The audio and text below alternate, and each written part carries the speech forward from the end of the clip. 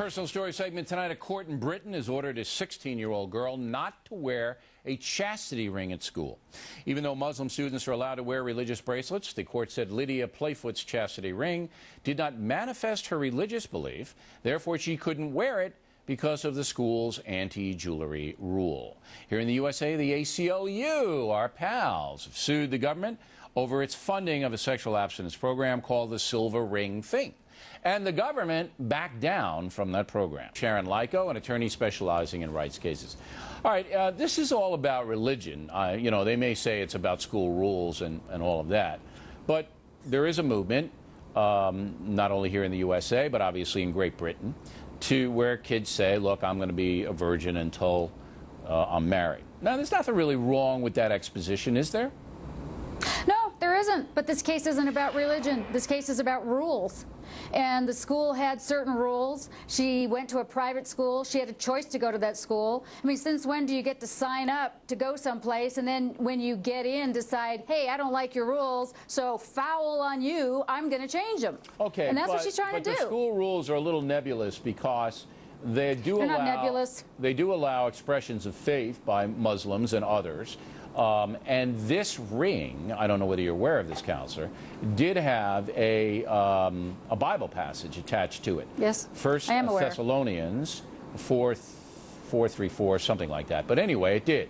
So the argument could be made that the girl, the 16-year-old, said, look, I wanted this ring.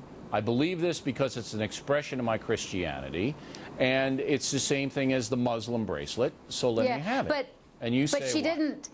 She didn't. I mean, the court, said specifically she did not state that it was a symbol of her faith, nor that she was required to wear it. She didn't even make those arguments. The arguments with the Sikh and the Muslim wearing the headscarf and the bangles, that's a requirement of their religion. I don't know if it's a requirement. It's a requirement of their religion. In the Quran it says you got to wear some bangles?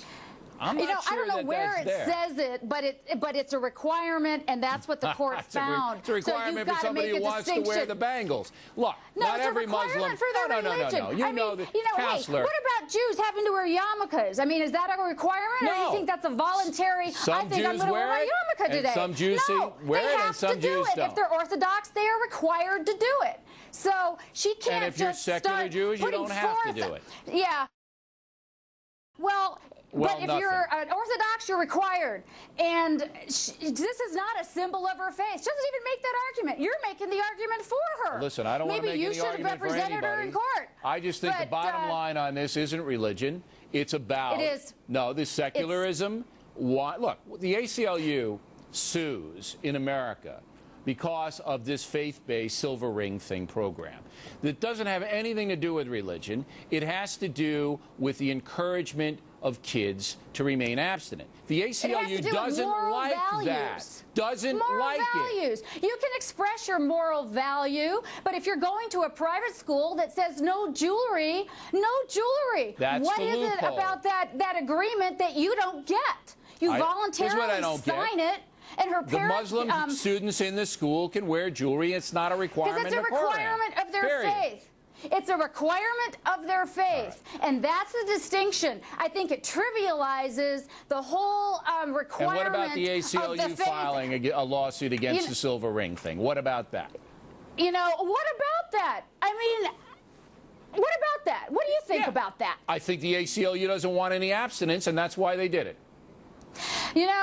There's freedom of speech in this country, and there's a separation of church and state. Right. I mean, if you're going to let people wear their religious artifacts, what's going to stop? Okay, so it's religion over here, but it isn't religion over there. No, wait, what's going to stop? It's religion over here, but it's not religion over there, Counselor. No, gotcha. Listen to me. Let me finish. You got 10 seconds. What's going to stop some nutcase from saying, well, I believe in sacrifice, human sacrifice, and that's part of my religion, so I'm going to wear this vial of blood around my neck, and don't you tell me I can't. We're into areas that are becoming frightening, but it was a very lively debate, and we appreciate you coming on.